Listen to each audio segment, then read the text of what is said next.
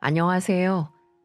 저는 일찍이 남편을 세상에서 떠나보내고 혼자 외동딸 하나를 키워온 60대 여성입니다. 젊은 여자가 홀로 아이를 키우며 살아온 세월이 녹록하다고 했다면 거짓말이겠죠.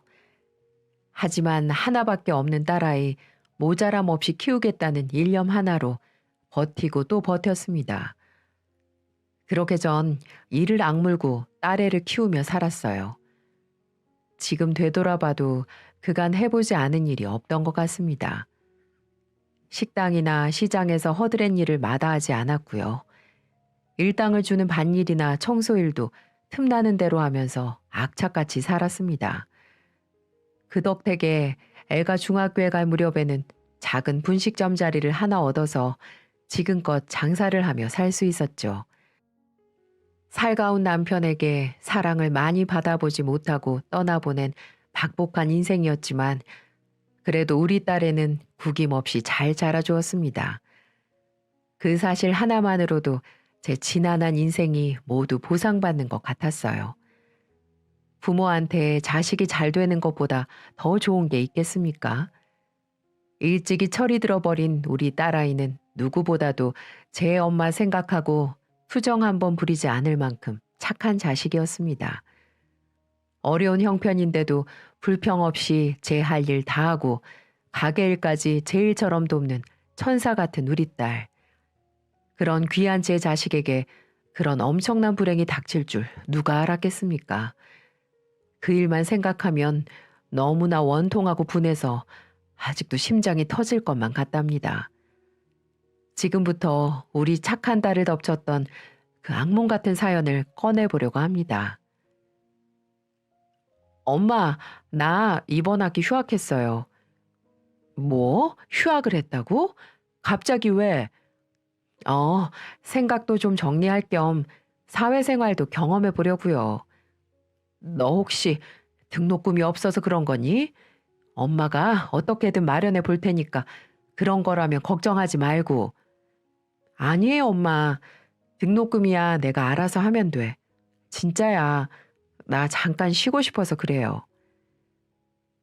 말은 그렇게 하지만 등록금이 모자라서 휴학과 복학을 반복하는 걸 제가 왜 모르겠어요.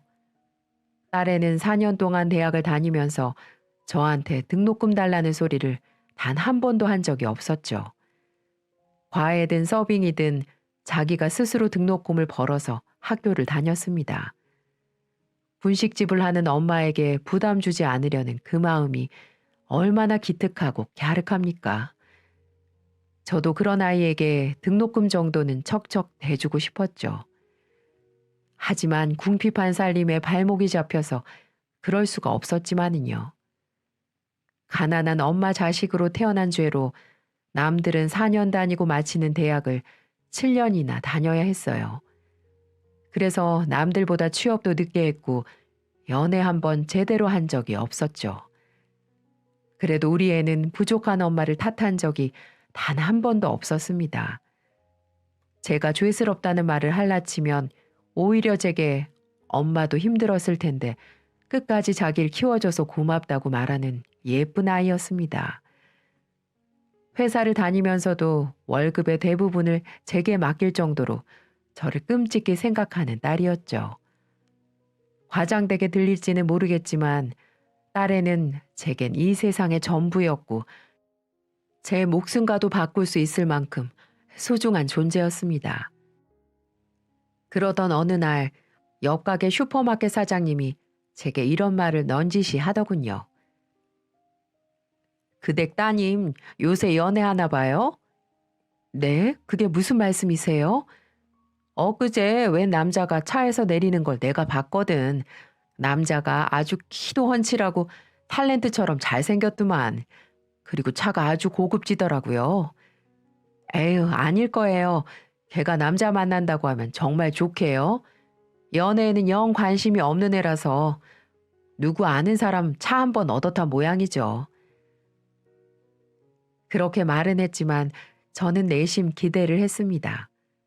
저렇게 고생만 하지 말고 자기 아껴주는 남자 만나서 행복한 가정을 꾸리면 얼마나 좋겠습니까? 그래서 저는 설레는 마음으로 집으로 가 딸에게 조심스럽게 물었습니다. 희영아, 너 혹시 누구 만나는 사람 있니? 어? 갑자기 그건 왜 물어요? 옆에 가게 사장님이 남자랑 함께 있는 너를 봤다고 하던걸. 정말 그런 거야? 너 정말 남자가 생긴 거니? 어, 사실은 호감 갖고 보는 사람이 있기는 해요. 그래? 그게 정말이야? 아유, 잘 됐다. 잘 됐어. 나는 우리 예쁜 딸이 평생 혼자 살까 봐 걱정했는데. 그래, 어떤 남자니? 엄마한테 좀 알려주면 안 돼? 그냥 회사에서 만난 사람인데 나 많이 아껴주고 챙겨줘요. 그래? 그런 사람이면 됐다. 남자는 모름지기 자기 여자 챙길 줄 알아야 해. 어디 잘 한번 만나봐. 그리고 본격적으로 마음이 있으면 이 엄마한테도 소개시켜주고. 네, 알았어요. 딸애는 부끄러운지 말끝을 흐리더라고요. 저는 진심으로 우리 딸의 연애를 축하했습니다. 딸의 또래면 한창 남자들 만나면서 연애를 할 나이인데 여태껏 한 번도 남자를 만나지 못한다는 게 말이 되나요? 적어도 남들 해본 건 해보면서 살아야죠. 이제는 좁은 제품을 떠나 자기 인생 꾸려 가야 하지 않겠습니까? 누구보다도 아끼는 존재이기에 저는 딸의 행복한 인생을 간절히 응원했습니다. 그렇게 며칠이 지나고 딸애가 머쓱한 표정으로 이렇게 말을 하는 겁니다. 엄마, 이번 주에 밥 한번 먹어요. 밥? 외식하자고? 네, 남자친구 소개시켜 드리려고요. 어? 그게 정말이야? 네, 엄마 제가 만나는 사람 궁금해 했잖아요. 남자친구한테도 말해뒀어요. 그래, 이거 너무 기대가 되는걸. 대체 우리 희영이 마음을 뺏은 사람이 누굴까? 아이 참 엄마도 너무 기대는 하지 마시고요. 그러다가 실망하는 법이니까. 아무튼 그날 시간 비워 넣으세요, 엄마. 드디어 제게도 딸의 애인을 만날 수 있는 날이 왔습니다. 정말 너무 기대가 되더군요. 이제야 우리 애도 자기 행복을 꿈꿀 수 있겠다는 생각에 가슴까지 벅차올랐죠. 먼저 간 남편이 이 사실을 알면 무척이나 기뻐했을 겁니다. 약속된 날이 다가올수록 제 가슴이 마구 뛰는 거예요. 마치 제가 수줍은 소녀가 된 것처럼 콩닥콩닥 뛰는데 제 심장을 달래느라 무척이나 애를 썼던 것 같네요. 그리고 드디어 딸의 남자친구를 처음 만나게 됐죠. 안녕하세요, 어머니. 처음 뵙겠습니다. 장광현이라고 합니다. 네, 반가워요. 여기까지 오느라 고생했어요. 우리 희영이한테 들어보니까 현재 좋은 감정으로 만나고 있다고 들었어요. 네, 그렇습니다. 그냥 가볍게 만나는 거 아니고요. 결혼을 전제로 진지하게 만나고 있습니다. 아, 그래요? 딸의 남자친구는 키도 크고 얼굴도 잘생긴 데다가 말하는 것도 참 정중하더군요. 첫인상은 100점 만점에 90점이었습니다. 사실 마음 같아서는 100점을 주고 싶었지만 나머지 10점은 딸에게 하는 행동을 보고 점수를 주기로 했죠. 그만큼 첫인상은 너무 마음에 들었어요.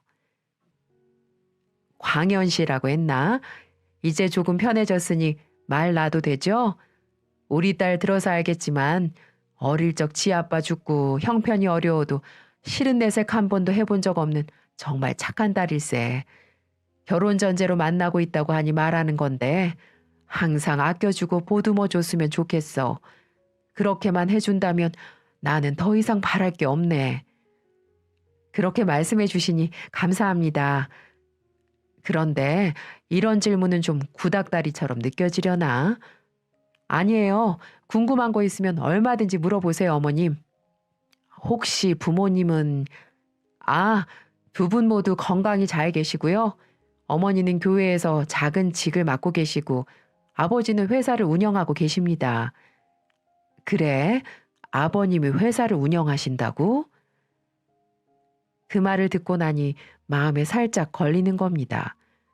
우리 집 형편이 워낙 변변치 않으니까 남자족 집안이 너무 차이가 나면 좀 그렇잖아요. 그래서 전 좀 선입견 비스무리한 감정이 든 것이었죠. 네, 어머니. 실은 희영이가 근무하는 회사가 바로 저희 아버지가 운영하고 계시는 회사입니다. 저도 그 회사에서 재직하고 있고요. 뭐라고? 딸애는 자동차 부품을 제조하는 중견기업에 다니고 있었거든요. 대기업은 아니어도 꽤 이름이 있는 회사였어요. 그러니까 딸애가 만난다는 남자가 그 회사의 아들이고 아버님은 대표라는 말이었습니다. 그 순간 뒤통수가 띵하게 울리면서 어리둥절하더군요. 솔직히 말문이 턱 막혀서 어떻게 반응을 해야 할지 당최 모르겠는 겁니다. 그런 큰 회사의 아들이 분식집 딸과 만난다뇨. 무슨 드라마에서나 나올 법한 일이 저와 제 딸에게 벌어진 겁니다. 저는 멋쩍어하는 딸애를 보며 눈으로 말했어요. 대체 이게 어떻게 된 거냐? 이 남자가 하는 말이 사실이냐? 네가 분식집 딸이라는 걸 알고 있는 거냐? 라고요. 그런데 딸의 남자친구가 놀라는 제게 이렇게 말을 하는 겁니다. 어머니, 혹시 부담스럽게 받아들이셨다면 절대 그럴 필요 없습니다.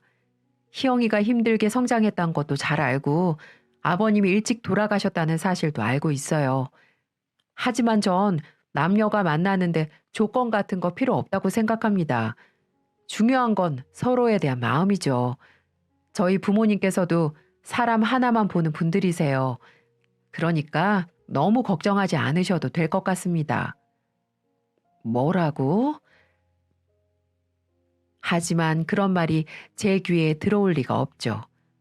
저희 집이 너무 형편이 없어서 집안 차이가 나지 않을 순 없다는 건 인정합니다. 하지만 차이도 어느 정도 차이가 나야 말이죠.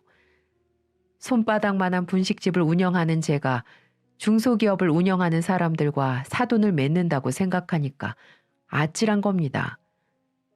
아무리 그런 분들이 아니라곤 하지만 만약 딸애가 그 집 식구가 된다면 은근히 눈칫밥도 먹을 게 뻔히 보입니다. 딸애가 처음으로 데리고 온 남자가 이렇게 어마어마한 집안의 자식이라니 입안이 바싹바싹 마르더군요.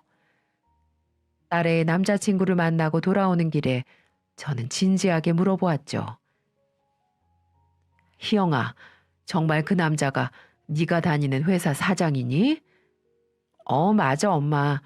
그 사람도 밑바닥 직원부터 일하다가 얼마 전에 승진해서 사장 타이틀 달았어요.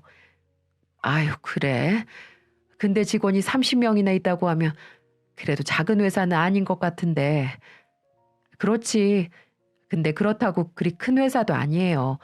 그러니까 너무 주눅들 필요 없어. 그리고 저는 그 사람 배경보다 사람이 좋아서 만나는 거니까 걱정하지 마세요.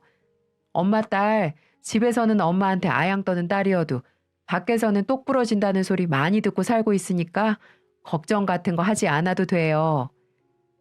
그렇다면야 엄마 마음은 편하긴 한데. 근데 있잖아. 그 시댁 어른들은 널 마음에 드신다고 할까? 아니, 엄마는 다른 게 아니고 집안 차이가 너무 나니까 네가 괜히 주눅 들어서 지낼까 봐 걱정이 돼서 그렇지. 저도 처음엔 그렇게 생각했어요. 근데 회사에서 자주 보니까 저를 얼마나 이뻐해 주시는데요. 예비 아버님, 어머님 두 분 다 너무 좋으세요. 저를 얼마나 반기던지 정말 민망할 정도였다니까요. 그러니까 엄마, 그런 건 너무 걱정하지 않아도 될 것 같아요. 엄마도 집안 같은 거 생각하지 말고 그 사람 자체만 봐줬으면 좋겠어요. 딸애가 딱 부러지게 말을 하니까 저도 할 말이 없더라고요. 부잣집이라고 모두 사람을 그렇게 판단하는 건 아닐 텐데 제가 너무 편견을 갖고 있는 걸지도 모른다고 생각했죠. 그래, 나야 우리 딸이 좋은 집안에 시집 간다면 너무 좋지. 그런 분들이 아니라니까 다행이네. 알았어. 어차피 지금은 사귀는 단계니까 급하게 생각하지 말고 차분하게 만나봐. 네, 알았어요, 엄마. 그래도 딸애가 웃는 모습이 좋았습니다. 자신을 아껴주고 사랑해주는 사람을 만났다는 게 제일 중요한 거겠죠. 부잣집이든 가난한 집이든 말입니다. 그렇게 두 사람의 교제를 허락하고 몇 달쯤 흘렀을까요? 그 뒤로도 전 딸의 남자친구와 몇 번 식사를 함께 했죠. 보면 볼수록 사람이 괜찮았습니다. 부잣집 도련님이라서 막돼 먹은 행동을 하거나 사람을 위아래로 두는 품성은 아닌 것 같았어요. 딸애가 그 사람에게 마음을 준 것이 부잣집이어서가 아니라는 걸 저도 알 수 있었습니다. 그리고 두 사람은 제게 결혼을 하겠다고 선언을 했고 상견례 겸 양가 부모님을 모시고 싶다고 말하더군요. 딸의 결혼이 제 생각보다는 빨리 진행되는 것 같아 살짝 아쉬웠지만 그래도 좋은 남자, 좋은 시부모님을 만난다면 제 마음 같은 게 뭐가 중요하겠습니까? 전 기쁜 마음으로 상견례에 참석했습니다. 처음 만나 뵌 예비 사돈분들은 딸의 말처럼 참 좋아 보였습니다. 특히 안사돈께서는 너무나 살갑고 다정하기 그지없었죠. 희영이를 참 어렵게 키우셨단 말씀 들었습니다. 저 같으면 도저히 해내지 못했을 겁니다. 정말 아이를 훌륭하게 잘 키우셨어요, 사부인. 아유, 별 말씀을요. 뭐 하나 제대로 해준 게 없는데요. 희영이는 혼자 큰 것이나 다름없어요. 그래서 여러모로 부족한 게 참 많습니다. 부디 어여쁘게 봐주시길 부탁드립니다. 아니에요. 귀한 딸 이렇게 내어주셔서 감사할 따름이죠. 제가 친딸처럼 잘 데리고 있을 테니까 너무 걱정하지 마세요. 말씀만으로도 안심이 됩니다. 사부인, 애들끼리 저렇게 좋아하니까 우리 기쁜 마음으로 결혼시키는 게 어떨까요? 우리도 한창 젊은 나이 때 마음 가는 사람이 있으면 가슴이 설레서 잠을 설치곤 했잖아요. 전 그 설렘을 아이들이 오래도록 간직했으면 좋겠어요. 말씀도 참 고상하게 하고 행동 하나하나에 기품이 넘치더라고요. 제 걱정이 무색하게 느껴지리만큼 인품이 올곧은 분이셨습니다. 결혼 준비는 전부 알아서 할 테니 아무 걱정하지 말라는 말씀까지 하시며 딸을 맡겨달라 간곡히 청하더군요. 이런 집안에 우리 딸이 식구가 된다는 게 믿어지지가 않았습니다. 저는 마다할 이유가 없었죠. 결혼 날짜가 잡히고 딸애와 예비 사위는 결혼 준비에 여념이 없었습니다. 그런데 결혼식을 성대하게 치르길 원할 줄 알았던 사돈댁에서 오히려 식구들끼리 작게 치르자고 하는 겁니다. 기업 회장님 아들의 결혼식을 소박하게 치른다는 게 가당키나 할까 의심했는데 가만히 생각을 해보니까 오히려 저를 배려하기 위해서 그런 거라는 생각이 들더군요. 사돈의 세심한 사료에 감사할 따름이었습니다. 사부인, 제가 교회에서 작은 일을 맡아 하고 있어요. 그곳에서 가족들끼리 조용히 치르는 게 좋겠습니다. 아유, 그래도 괜찮을까요? 애들 잘 사는 게 중요하죠. 겉만 화려하면 뭐에 쓰겠어요? 저희는 아무래도 괜찮으니까 사부인께서는 아무 걱정하지 마세요.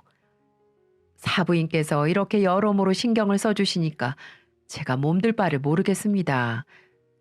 아닙니다, 사부인. 아, 그리고 애들은 당분간 본가에서 지내기로 했어요. 집도 넓고 제가 이래저래 가르칠 것도 좀 있고요. 제가 좀 데리고 살다가 적당한 때 분가시키겠습니다. 혹시 제가 희영이 시집살이 시킬까봐 걱정하시는 건 아니죠? 아이고, 사부인 별 말씀을요. 희영이가 배울 게 참 많을 겁니다. 많이 가르쳐 주세요. 애들 혼수부터 제 한복까지 사부인께서 하나하나 세심하게 신경을 써주신 덕에 저는 정말 아무것도 하지 않았어요. 아니, 제가 혼수라도 해주고 싶어 그것만이라도 맡겨달라고 해도 결코 사돈들은 손사래를 치더라고요.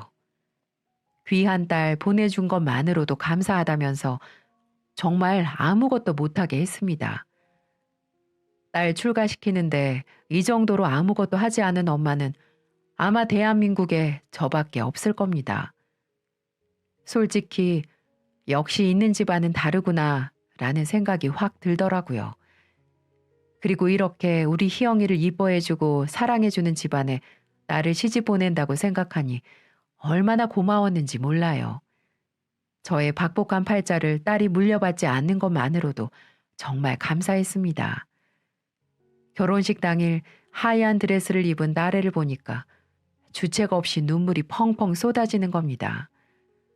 정말 울지 않으려고 다짐을 했는데 왜 그렇게 감정이 북받쳐 오르던지요. 지나왔던 고단한 인생도 떠오르고 환히 웃고 있을 남편 생각도 많이 났고요. 울음을 참는 딸의 눈빛도 절 그렇게 울리는 겁니다. 제가 저렇게 예쁜 드레스를 입고 남편의 팔짱을 꼈을 때가 얼마 되지 않은 것 같은데 말입니다. 쉼없이 흐르며 굽이치는 강물처럼 이런 게 바로 인생이겠죠. 그래도 한편으로는 딸애가 가정을 꾸리고 행복하게 살 수 있다는 게 무척 뿌듯했습니다. 이젠 그런 애들을 곁에서 지켜보며 조용히 응원해주는 게 제 역할이겠죠. 전 그렇게 생각하며 딸의 인생을 축복했습니다. 딸은 결혼을 하고서도 혼자 있을 제가 걱정이 되어서인지 시간이 날 때마다 연락을 해줬습니다. 엄마, 저예요. 희영아, 별일 없이 잘 지내고 있지? 그럼요. 시부모님들도 너무 살갑게 대해줘요. 남편도 제가 귀찮을 정도로 잘해줘요. 그래? 네가 잘 지낸다니까 엄마도 너무 좋다. 그런 좋은 집안에 시집가서 엄마가 얼마나 마음이 편한지 몰라. 네, 엄마. 그러니까 내 걱정하지 말고 잘 지내요. 그래, 언제 한번 내려올래? 네, 오빠랑 조만간에 한번 내려갈게요. 그래, 장서방 데리고 꼭 한번 와라. 내가 장서방 좋아하는 건 잔뜩 해놓을 테니까. 네, 알았어요, 엄마. 딸애는 결혼을 하고서도 제게 자주 들렀고 전화도 자주 했습니다. 정말 행복하게 지내는 것 같았죠. 그렇게 안심을 하고 있던 어느 날 사부인께서 제게 식사 한번 하자며 직접 찾아오시더군요. 그리고는 제게 뜻밖의 제안을 하는 겁니다. 부담이 될 정도로 말이죠.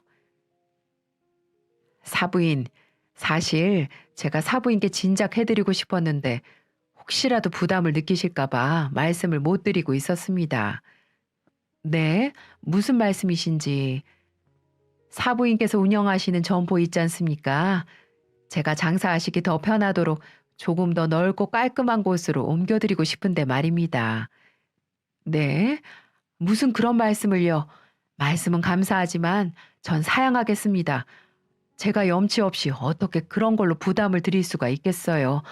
큰일 날 말씀이세요. 그리고 저 이곳에서 자리 잡은 지가 30년이 다 돼가요. 단골 손님도 계시고 옮길 생각은 없어요, 사부인. 그럼 리모델링은 어떠세요? 그럼 깔끔해지고 좋을 것 같은데요. 네? 비용은 제가 알아서 다 할 테니까 걱정 마시고요. 희영이 같은 귀한 딸을 제게 주셨는데 이 정도는 해드리고 싶어서 그래요. 아닙니다, 사부인. 그런 말씀 마세요. 허락하시지 않는다고 해도 제가 고집을 좀 피울 생각입니다. 사부인께서 좀 더 편하게 일을 하셨으면 해서 그래요. 그러니까 제 마음 좀 받아주세요. 사부인이 저렇게 간곡하게 부탁을 하는데 계속 거절만 할 수는 없었습니다. 몇 번이나 사양을 했는데도 막무가내로 고집을 피우시니 결국 저도 받아들일 수밖에 없었죠. 솔직히 부담이 되긴 했어요. 결혼할 때도 아무것도 못 해줬는데 뜬금없이 찾아와 제 가게를 손봐준다뇨. 하지만 계속 거절을 하면 안사돈의 정성을 무시한다고 비춰질까봐 결국 두 손 두 발 들고 말았네요. 결국 좋은 집안에 시집간 딸내미 덕분에 저는 30년 만에 가게를 세 단장 할 수 있었습니다. 사부인의 배려가 너무 부담스러웠는데 막상 깔끔해진 가게를 보니까 흡족한 마음이 들더라고요. 손님들도 더 좋아할 것 같았고요. 딸애도 시어머니가 너무 좋아하신다며 부담 갖지 않아도 된다고 하더군요. 그제야 마음을 좀 놓을 수가 있었죠. 그런데요, 사부인의 호의는 거기서 그치지가 않았습니다. 사부인께서 제 통장으로 매달 100만 원씩 꼬박꼬박 보내시는 게 아니겠어요? 너무나 놀란 마음에 되돌려 드리려고 했지만 한사코 돌려받지 않겠다고 하시는 바람에 저만 곤란해지고 말았습니다. 제게 다짜고짜 전화 와서는 사부인, 그 돈 사부인을 위해서 쓰시라고 애들이 용돈 삼아 드리는 거라고 생각하세요. 그동안 많은 걸 참으면서 사셨잖아요. 이제 친구분들이랑 맛있는 것도 사 드시고 좋은 옷도 사 입으면서 사세요. 그래야 제 마음이 편해서 그렇습니다. 마음이 알겠지만 아무리 그래도 사돈한테 용돈 받는 사람이 어디 있습니까? 너무나 면목이 없어서 딸아이 편으로라도 돌려드리려고 했지만 딸아이도 그냥 받아두라고 하는 겁니다. 엄마, 괜찮아요. 어머님이 드릴만 하니까 드리는 거예요. 원래 우리 결혼할 때 엄마한테 100만 원씩 드리기로 약속했었어요. 그걸 시어머니한테 말씀드리니까 남편을 대신해서 어머님이 주시는 거예요. 남편 돈 관리를 지금 어머님이 해주고 계시거든요. 그러니까 내가 주는 거라고 생각하고 엄마가 요긴하게 쓰세요. 아유, 하지만 희영아, 그렇다고 해도 액수가 너무 많다. 그리고 내가 돈 쓸 데가 어디에 있다고. 괜찮다니까요, 엄마. 저도 이 집에서 며느리로서 역할 아주 잘하고 있어요. 그래서 주는 거라 생각하고 우선 쓸 데 없더라도 모아놓기라도 하세요. 이게 복인지 독인지 구분이 잘 되지 않더라고요. 한 달 내내 가게에 매달려도 순수익이 그만큼 벌까 말까인데 말입니다. 돈을 받아도 마음이 편하지 않더군요. 벌써 몇 번이나 받은 것도 송구스러운데 계속 달마다 보내신다니 어쩔 줄 모르겠는 겁니다.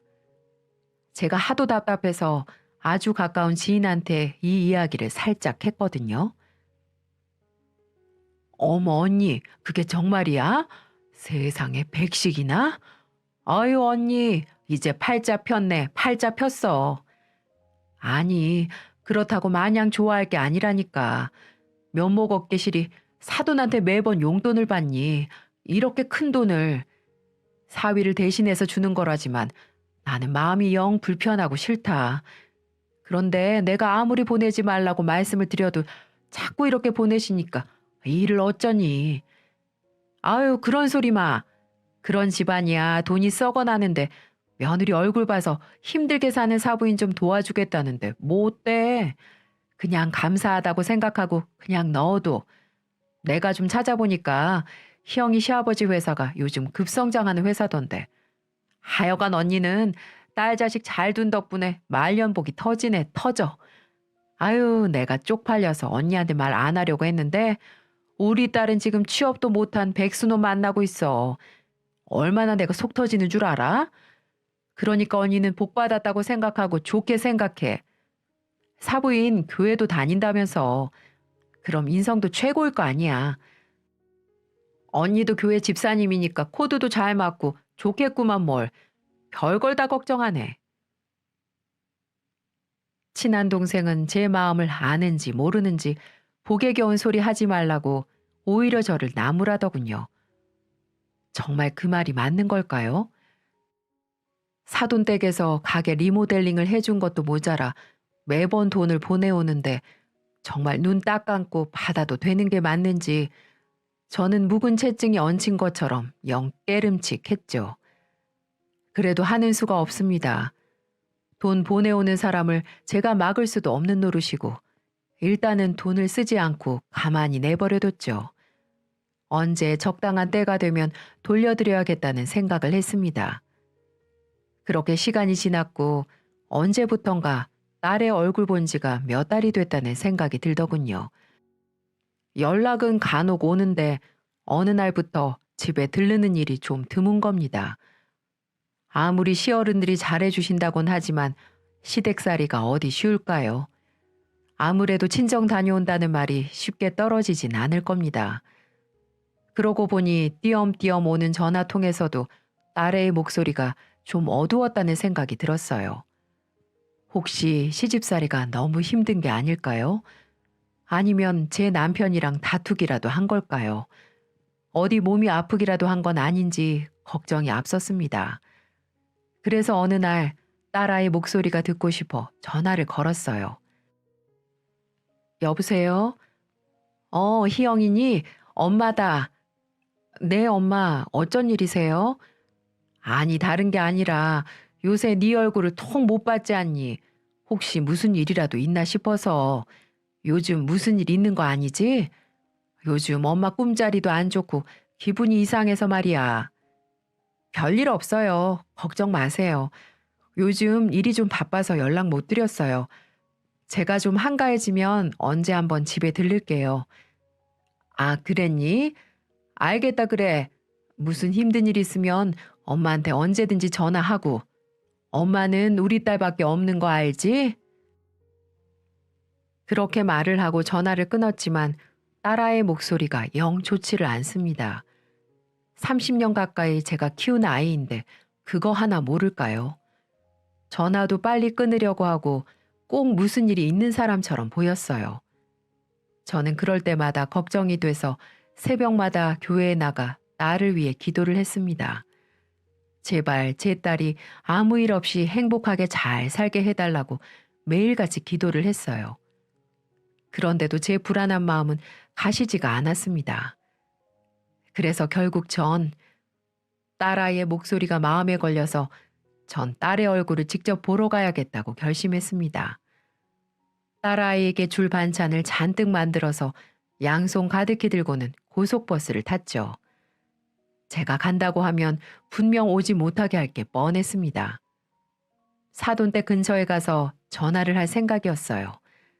잠깐이라도 얼굴을 봐야 안심이 될 것 같았거든요. 한번 초대를 받아 간 적이 있어서 사돈댁의 위치는 잘 알고 있었습니다. 제가 젊었을 적에 자주 다녔던 지역이기도 했고요. 막상 큰 단독주택에 사는 사돈댁에 도착을 하니 좀 망설여지더라고요. 괜히 사돈들 심기를 불편하게 만드는 건 아닌지 걱정도 됐고요. 제가 대문 앞에서 서성이고 있는데 누군가 그 댁에서 문을 열고 나오는 게 아니겠어요? 딱 보니까 그 댁에서 일을 도우는 아주머니셨죠. 아주머니는 대번의 절 알아보더라고요.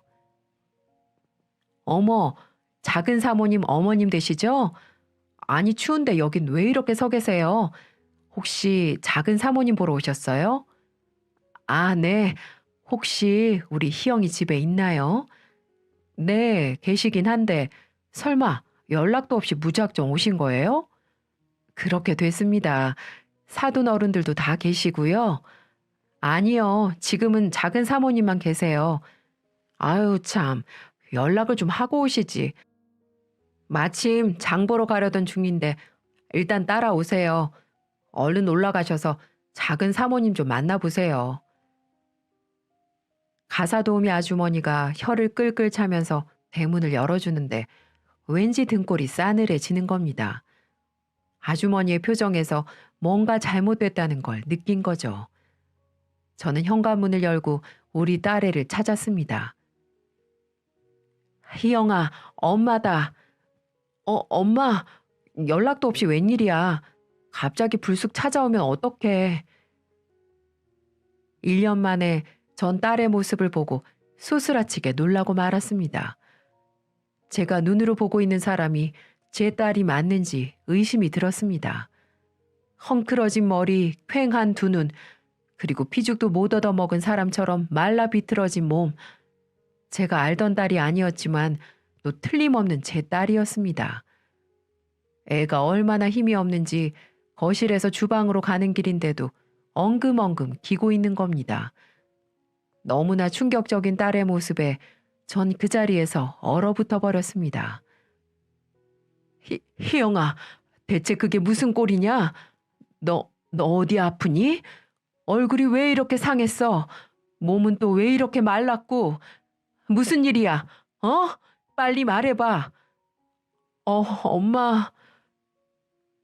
딸애는 제 품에 안겨 울음을 터뜨렸습니다. 통곡을 하는 게 분명한데도 기운이 없어서인지 울음소리가 갑갑하게 막혀서 터지지도 않는 겁니다. 딸의 충격적인 모습에 전 혼이 다 달아나는 것 같은 기분이었어요. 희영아, 대체 왜 이런 거야? 왜 이렇게 된 거냐고. 사실은 엄마 저 너무 힘들어요. 배가 너무 고파요. 뭐라고? 그게 무슨 소리야? 배가 고프다니. 왜? 네가 밥을 못 먹어? 도대체 애가 무슨 소리를 하는지 모르겠습니다. 시어머니가 밥을 주지 않는다니요. 종살이를 하는 것도 아닌데 시어머니가 밥을 왜 안 줍니까? 아니, 설령 밥을 주지 않는다 한들 다 큰 성인이 왜 그걸 참고 있었을까요? 장서방은요? 시아버지는요? 머릿속이 너무나 혼란스러웠습니다. 대체 애한테 무슨 일이 벌어진 건지 가늠할 수가 없었죠. 보다 못한 가사 도우미 아주머니가 제게 설명을 해주더군요.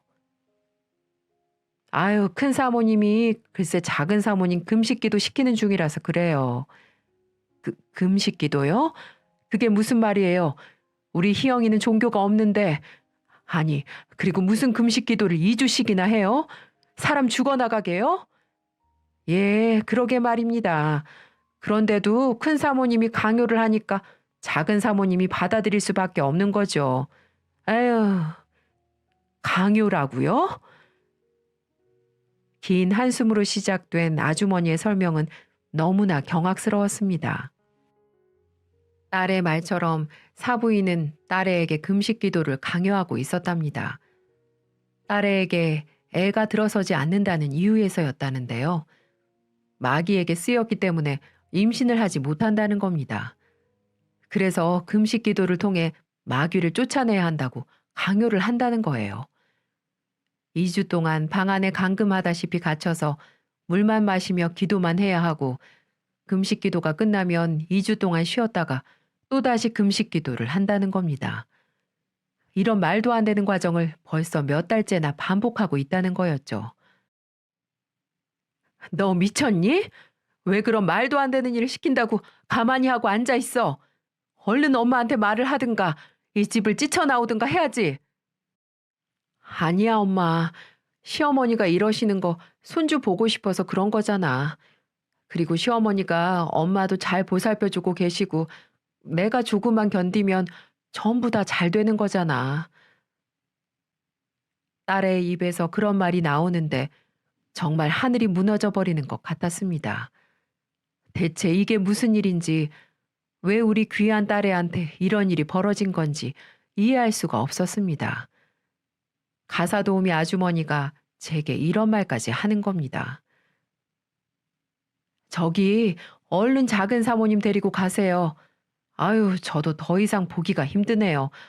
이번 2주뿐만 아니라 매달 이러고 있어요.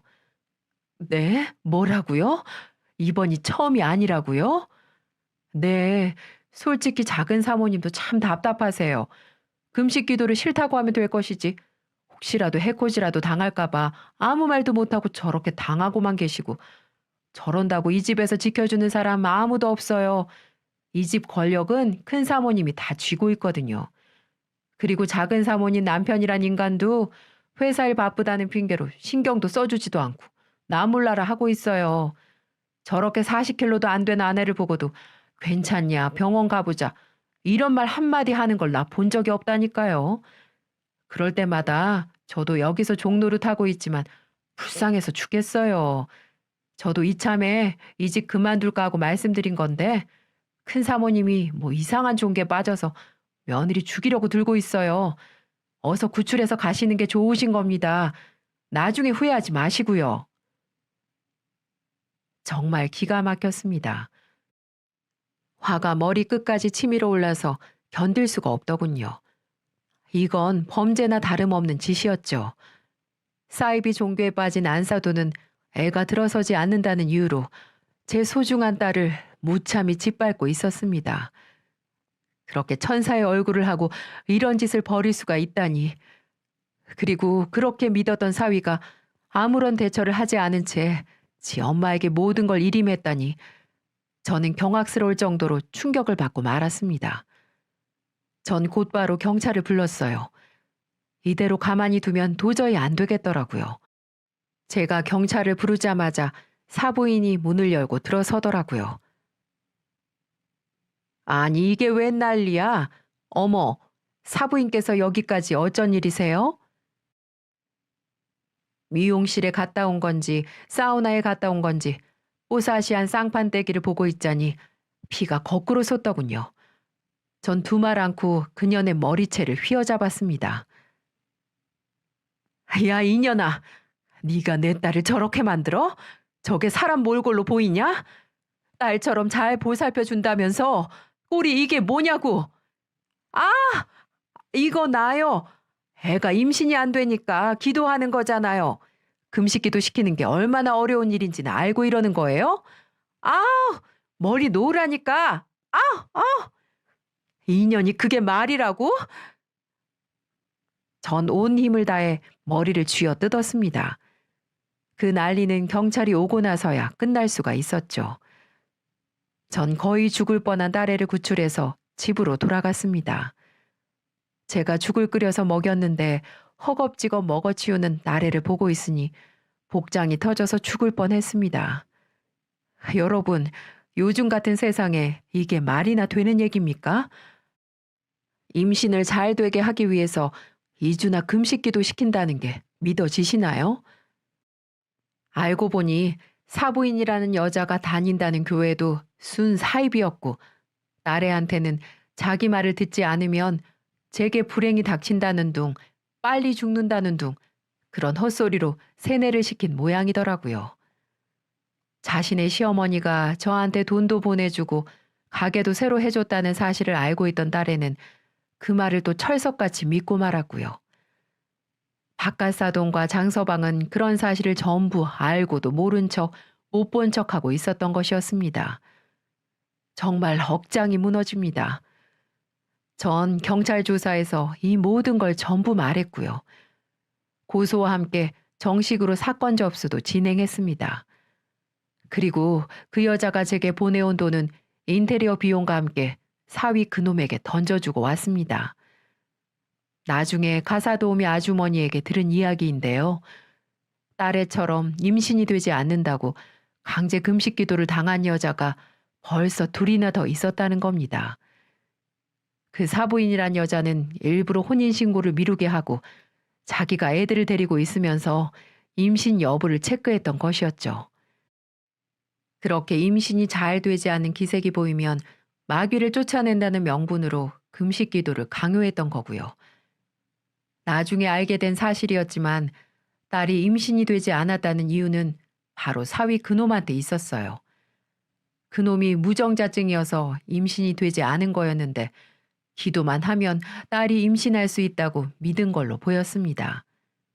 한마디로 현대의학을 믿은 게 아니라 사이비 미신 종교를 믿고 우리 딸을 그렇게 억압했던 거죠. 얼마 지나지 않아 바깥사돈이 저희와 합의를 보려고 하더군요. 2억을 제시하며 한 번만 눈 감아달라고 제게 와서 빌더이다. 당신이 안사람 단속을 잘못해서 일어난 일이라면서 말이죠. 하지만 전 금지 오격 같은 제 딸 저렇게 폐인으로 만들어버린 그년을 절대 용서하지 못할 것 같습니다. 그리고 철석같이 믿었던 사위놈은 얼굴 한번 비추지 않더군요. 연락도 없고요. 어차피 혼인신고도 안 했으니 데리고 꺼지라는 식으로 나오더군요. 그래서 변호사를 선임해 그들의 죄값을 치르기 위해 다방면으로 뛰고 또 뛰었습니다. 다행히도 딸은 그 집에서 생활을 하면서 안사동 그 여자의 억압, 폭행, 폭언 등을 몇 개 증거로 가지고 있더군요. 추가로 경찰서에 그 증거를 제출했습니다. 그리고 저는 법으로 해결하려고 하면 그들은 미꾸라지처럼 피해갈 걸 알고 있었기에 그 여자에게 따로 연락을 했습니다. 그리고 딸이 증거로 모은 녹음본과 영상들을 카톡으로 보내줬어요. 그러면서 당장 와서 내 딸 앞에 무릎 꿇고 사과하지 않는다면 당신이 했던 행동들 인터넷에 다 뿌리고 언론에도 제보하겠다고 협박을 했습니다. 그러자 녹음 영상본이 있다는 사실을 몰랐던 그 여자는 곧장 사위와 달려와서는 딸 앞에서 무릎을 꿇더이다. 사위 그놈도 얼마나 가식적이고 나쁜 놈이던지 자기 회사 이미지 나빠지고 언론에서 집중 포화를 맞을까봐 간이고 쓸개고 다 줄 것처럼 하면서 우리 앞에서 눈물을 보이는 거 있죠? 그 모습을 본 딸이 사위의 뺨을 날려버리더군요. 그렇게 믿었고 사랑했고 사위 하나 믿고 결혼을 했는데 짧은 시간에 사위 행동들을 보고 실망을 많이 했을 테지요. 딸은 분풀이라도 한 듯 사위를 때리면서 오열을 했습니다. 그 모습을 보고 얼마나 제 가슴이 미어지던지 저는 경기를 일으키며 사위에게 달려드는 딸을 막으며 안아주었어요. 우리 딸 진정해. 이 엄마가 있잖아. 이제는 저런 놈 때문에 아파하지 마. 이 엄마가 항상 옆에 있을게. 저는 이렇게 말을 하며 눈물로 딸을 안아주었습니다. 사위와 안 사돈 그 여자는 눈물을 흘리며 저희에게 잘못했다고 용서를 구했고 합의금, 재산 분할, 위자료 등 얼마든지 줄 테니 액수만 말하라고 하더군요. 본인들이 잘못한 건 분명하니까 그만한 대가를 지불해 주겠다면서 말이죠. 네, 맞습니다. 저는 그들이 흘린 눈물이 악어의 눈물이라는 걸 누구보다 잘 알고 있어요. 어떻게든 빨리 저희와 합의를 봐서 이 상황을 끝내고 싶은 거겠죠. 어떻게 돈 좀 있다고 뭐든지 돈으로 해결을 하려고 할까요? 그럼 제 딸이 받은 상처는요? 바보 같은 딸은 어느 순간부터 시어미한테 세뇌를 당해서 마치 그게 옳다고 생각을 했었다고 합니다. 그래서 신고할 엄두도 못 냈다고 하네요. 그리고 제가 걱정할까봐 연락을 못 했다고도 하고요. 잘 사는 줄 알았던 딸이 고통의 시간을 보낸 걸 생각하니 아직도 제 가슴이 미어집니다. 지금이라도 제 딸을 찾아서 다행이긴 합니다만 아직도 그 일만 생각하면 가슴이 벌렁벌렁 거리기만 하네요. 그 일이 있고 벌써 몇 달이 지났네요. 경찰 조사는 집행유예로 끝이 났습니다. 역시 우리나라의 법은 믿을 게 못 되더군요. 제 맘 같아서는 그놈들 회사 제대로 망하게 해주고 싶지만 딸이 원치 않아 합의를 하고 마무리를 지었습니다. 딸은 더 이상 그쪽 집안과 엮이고 싶지 않다며 합의를 하고 영영 기억 속에서 빨리 지워버리고 싶다고 했어요. 그래서 눈물을 머금고 딸의 뜻대로 해주었습니다. 그래서 지금은 딸과 함께 지내고 있는 중이랍니다. 딸은 지금도 정신과를 다니고 있어요. 자면서도 가끔 경기를 일으키며 오열을 하곤 합니다. 그럴 때마다 저는 딸을 안아주고 있고요. 제가 딸을 이렇게 만든 것만 같아 제 마음이 너무나 아프네요. 그래도 저는 이겨낼 겁니다. 힘을 내야겠죠. 어미가 힘을 내야 자식이 따라오지 않겠습니까? 부디 우리 딸이 다시 건강하게 일어날 수 있도록 여러분들의 많은 응원 부탁드립니다. 마지막으로 저도 교회를 다니고 있습니다. 교회 다니는 사람들이 전 안사돈처럼 모두 사이비에 빠진 거 아니니까 색안경 끼면서 바라보지 않으셨으면 좋겠네요. 그런 사람들 때문에 간절히 교회를 다니는 믿음의 사람들이 똑같은 사람으로 비춰질까봐 마음이 아픕니다. 부탁의 말씀드리며 제 사연은 여기서 마치도록 하겠습니다. 앞으로 더 열심히 살도록 하겠습니다. 제 긴 사연 끝까지 들어주셔서 정말 감사합니다.